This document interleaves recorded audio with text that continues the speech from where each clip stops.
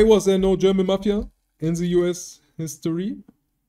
Ich habe erst gedacht, die meinen damit, warum keine deutsche Mafia, oder warum es allgemein keine deutsche Mafia gab. Aber anscheinend reden die davon, warum es keine deutsche Mafia in der amerikanischen Geschichte gibt. Gucken wir uns mal an, was sie damit meinen. Fand ich an sich ziemlich interessant. Wir sind ja auch gerade bei dem Thema, ne? Zuhälter, dies, das, Digga. Abfahrt. Gehen rein. Italians, Irish, Russians, Jews, Mexicanos. Throughout U.S. history, every minority group in America has established a formidable mafia at one time. Except one.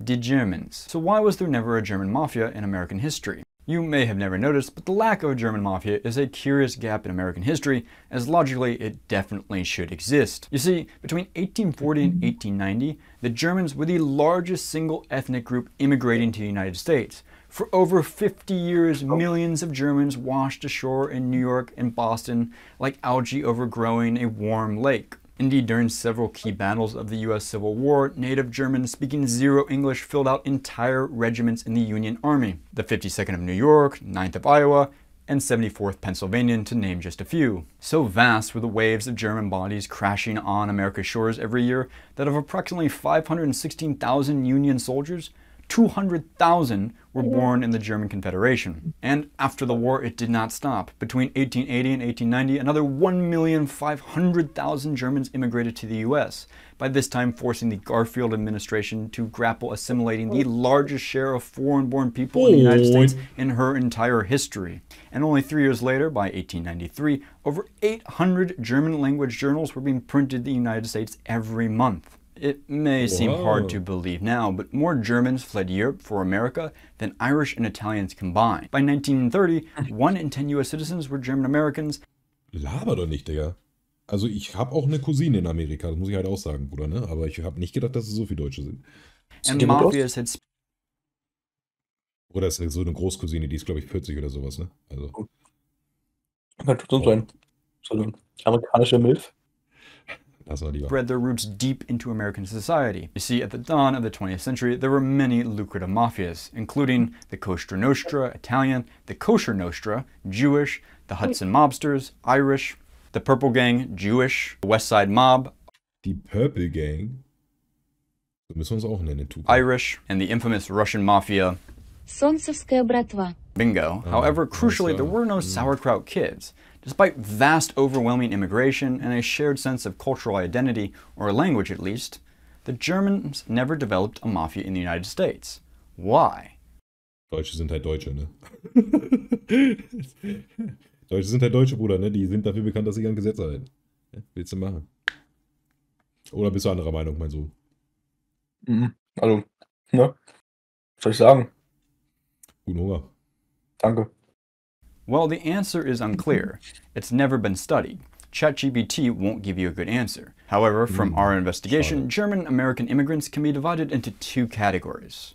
During the 19th century, when millions of German speakers were traveling to the New World, the majority were Southern Germans from rural farms, while a minority were Northern German political exiles, like the 48ers. And once they arrived in the US, rather than settling in port cities in New York and Boston, like their European comrades, they instead chose to move largely west of the Appalachians. Germans chose farming in newly created states like Ohio, Indiana, and Wisconsin. This unique decision led early Germans to live largely excluded from America's new developing industrial city life. And as the Germans primarily worked on large farms, it meant new German immigrants lived large physical distances from other German immigrants. And this trend continued well into the 1900s, until many rural towns were primarily German-speaking and culturally Protestant. A map of demographics in 2023 shows how this unique German migration pattern birthed and primarily shaped what we now call the American Midwest, a region culturally distinct from other parts of America. While Irish and Italian Americans densely clustered around Boston and Russian Jews set up in New York and later Florida, Germans at the time chose to spread thinly over a vast area of the Republic. And this decentralized life made it less likely a family or families could seize power and set up a centralized economic structure like the mafia. Haben einfach zu weit voneinander weg gewohnt, oder was?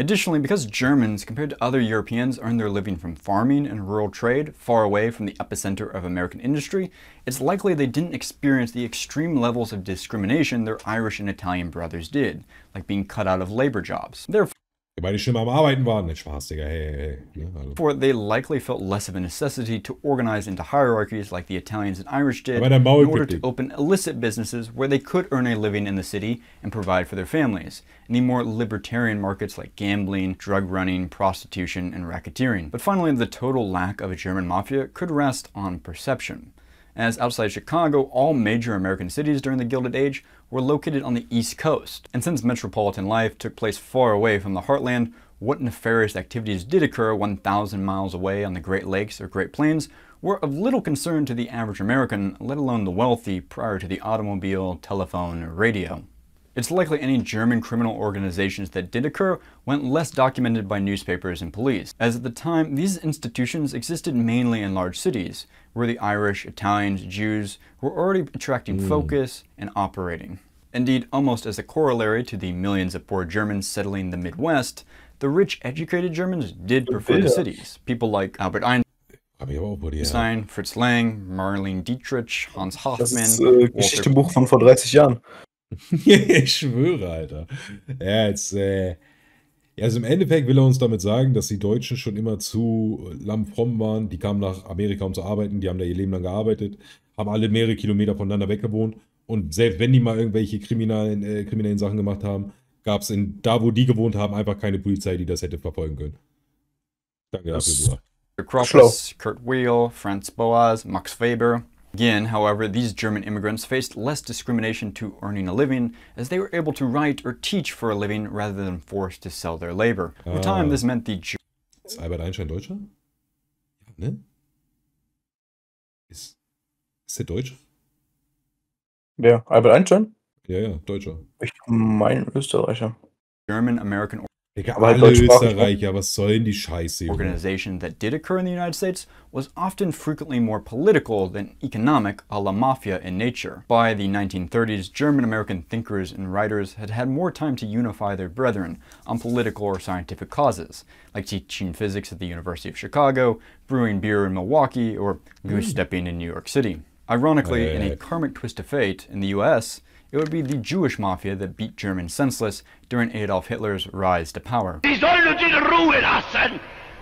Wir You see, by 1930, 12 million German immigrants lived in the US, Davon distanziere ich mich. and some 1 in 500 were active members of the German-American Bund. The Bund thrived as a national organization that supported Adolf Hitler and pledged allegiance to the Der New packt aber auch Reich. schamlos And on a alles Christmas rein. day in October Ja, er scheißt auch komplett drauf. Er hat aber das Hakenkreuz, das hat er wenigstens geswitcht, ne? Also das hat er gespiegelt, Bruder, weil es war auf jeden Fall nicht richtig abgezeichnet. Normalerweise dreht sich das ja immer nach rechts. Aber das war ja nach Ja, links. das war Selfie-Cam, deswegen umgedreht. 1938, many American Nazis marched Ne, Twitch hat er umgedreht. Ja, excitedly That's to a right. rally on New York's Upper East Side, the heart of the Scheiß drauf, historic Digga. German town in New York City. After the American Bund Nazi rally finished, members gathered into a swastika-laden ballroom to hear Albert Kuhn, Ja, a weiß ich nicht, fervent Bruder, ne? Hitler supporter, deliver what would have been, I'm sure, a pathos-invoking speech.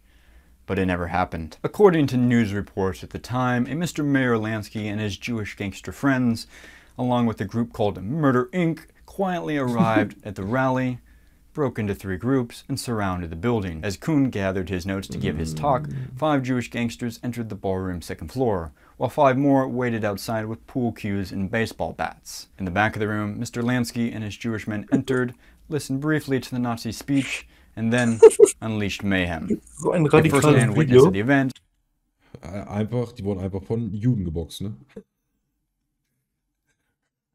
Juden, ne? Machst du said nix, men ne? who knew how to march were fighting men who knew how to hurt. Quickly scattered about lay injured Nazis everywhere. Some lay unconscious from being pummeled in the head. The gangsters' only agreement with the New York police was apparently not to kill anyone, a goal they only barely accomplished. After beating 1 Bund member semi-conscious, members of Murder Inc. tossed the man out a 2nd-story window. It seems farming and philosophy would only take German Americans so far in this life. So the absent German mafia in American history is a curious question without a single answer. Nonetheless, German immigrants' unique migration patterns and economic background, being mainly farmers, thinkers, or Nazis, rather than laborers, likely led to less of a need for organized crime, and therefore a German mafia. If you found this video as interesting as I did researching it, please like and subscribe. Also deutsche Mafia, wenn überhaupt eine deutsche Mafia gab, dann war es die Nazis. Das ist gut, ne? Das ist halt irgendwo auch true einfach, ne? Alles klar. Geiles Video.